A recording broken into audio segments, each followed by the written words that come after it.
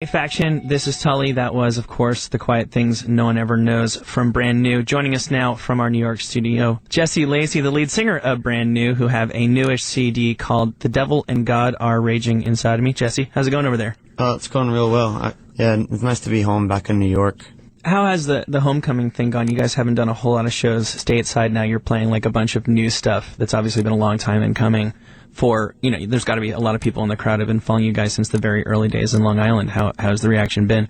It's been really, really great. I mean, we've never had more fun playing on stage together, and we've never had more fun playing in front of an audience before. It just seems like every show we go to, everyone's just into whatever we're doing, and we do try to mix it up like now and then and try to play some different sets, but it's like, we try to keep ourselves excited, and we're always worried that we're going to do that like in spite of the audience, but it hasn't happened yet, and everyone's just been fantastic, and it's just nice to, we feel at home in New York, we feel at home in Long Island, but it's nice to feel at home in Seattle and Iowa City and Austin and all these other places around the world and around the country where, you always go there and you don't think that anyone's going to be there for you, and then they just come out in droves, and it's nice. Well, great. Here's a quote from an interview that you linked to on the Brand New website. You're talking to an English journalist, and you said, in the States, you get misrepresented. You'd be surprised how different the interviews are over here. That would be England in that case, and even the results of them. I don't like it as a whole anywhere, but over here it's so much more bearable. What sort of problems have you had with the U.S. press? I know I was out at the Bamboozle Left, and I was hoping it was a festival out here in California. I was hoping to talk to you guys, and the word was just kind of, Brand New is not really talking. What's your relationship with the press been like? It's been an okay relationship. It's just that like when you're young, and like we were, especially when our first couple of records came out, and we were never prepared to do anything like that. We just thought being in a band meant recording records and maybe playing shows, and so all these things come along with it, like taking pictures and doing interviews. And I don't know how to do that really. I never understood like how to talk about anything interesting that so that was strange. And I think like maybe half of the blame lies with us because, answering questions you didn't want to be asked, or talking about things you didn't want to talk about in a public fashion, and you kind of have to edit yourself and decide what will go on record and what won't. And at the beginning, it was like, it's just a lot of talk about things that aren't important. Like, you'd like to talk about music. You'd like to talk about our music, and specifically, and our band and the sounds we're making and stuff, and when it goes off that track, it becomes very uncomfortable. Cheap topics. Sure, there's no doubt about it. A lot of the press is really, really superficial, and it's funny because, like, when was the last time you read an interview with, like, U2 where they talked about, the Edge's guitar sound, when that's the only reason why anybody likes U2 in the first place, really? Exactly. That's like a really, really good example. Yeah, no, and the bigger you get, almost the more you're guaranteed you're just going to get that really, really superficial, oh my god, they've got a new haircut kind of thing, or who are they banging? So, okay, there's a lot, I have a lot of questions about your band. There's obviously been a pretty decent layoff between albums, and it's sort of hazy what was going on during the period. I'm totally not here to ambush you, but I do really have some questions I want to ask you about, the process from Deja Entendu till the present. So, is that cool? Yeah, fire away. Trying to get to the bottom of some stuff. Okay, well, first, why don't we play a song from the new record? This is a really dumb question. Are you calling the single or the song Jesus or Jesus Christ? Because it's different all over the place. It's the same guy, so whatever you want to call it. Okay, well, it's a great song either way, and let's play it. Jesse Lacy is in the Faction studio over in New York. That was his band's latest single, a song that you might have seen him performing on David Letterman not too long ago. Did you get to meet David Letterman at all? Only on stage right after we played. He seemed to keep you very creepy up close. He was actually all right, and he actually was kind of overly enthusiastic about our band in that, 15 seconds that he was signing off the show. I don't know. I got the impression that he actually liked it, which was surprising to us. And, well, we're from New York, so there was kind of like that little bit there. But yeah, I mean, doing that stuff's always weird. We played Conan a few weeks before that, and Conan scared the crap out of us coming at us from his desk because he's very big and kind of manic. He's got to be 8-9 feet tall at least. It was really something. Yeah. Okay, so that song was from your latest CD, The Devil and God Are Raging Inside of Me. I'm sure, you've heard this before, but in case people don't know, at the end of 2004, I think it was, you guys were on the cover of Alternative Press with them saying, your album is the most anticipated album of 2005. Then the album doesn't really come out until, just barely made it out in late 2006. So, in your own words, what happened?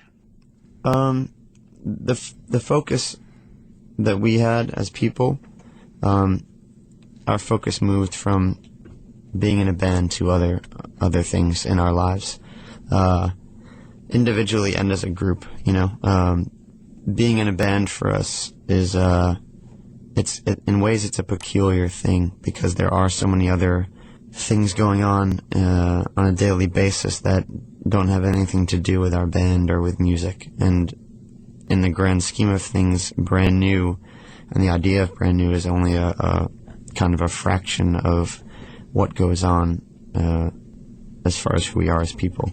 So, in really simplistic terms, it was like the band took a back seat and other things kind of jumped in the front seat, and we had to deal with those things. And in ways, it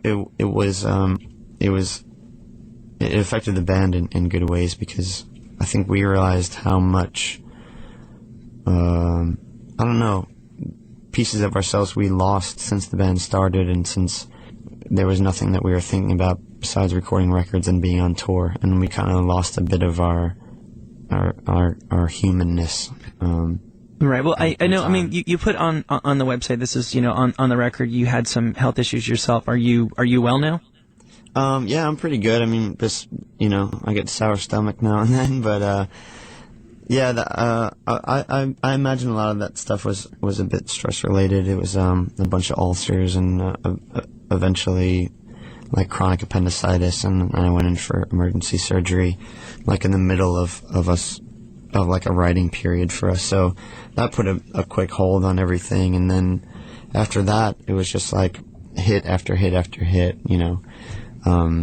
Family members passing away, and just a number of things, and then a year and a half had passed, or 2 years, and we realized that we were no closer to finishing a record than we were in 2004. But we were better people, which was the most important thing. Okay. It's Tully. We're talking to Jesse Lacy from the band Brand New here on Faction. Okay, so we've talked up to this point now. So say now the album is done. Many people are familiar with the difficult second album scenario. Obviously, the new one is your third CD, but it's the follow-up to the one that put you guys like on the national radar. So I guess it could sort of apply. You have the long delay.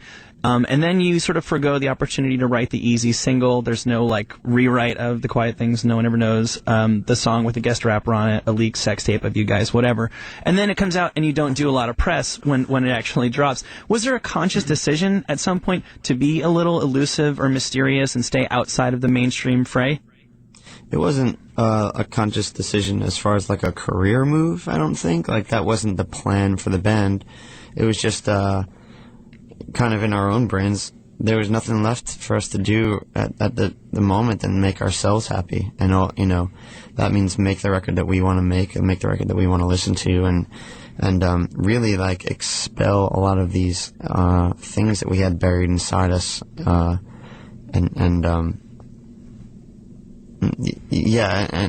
part of that also is like staying out of the press, staying kind of undercover a little bit, because it just makes us more comfortable. That way I don't have to read stupid things that I said 3 months ago, and I don't have to see my picture everywhere, and I don't have to talk to as many people, and I like that. I like a quiet life, and it's hard to do that when things are working.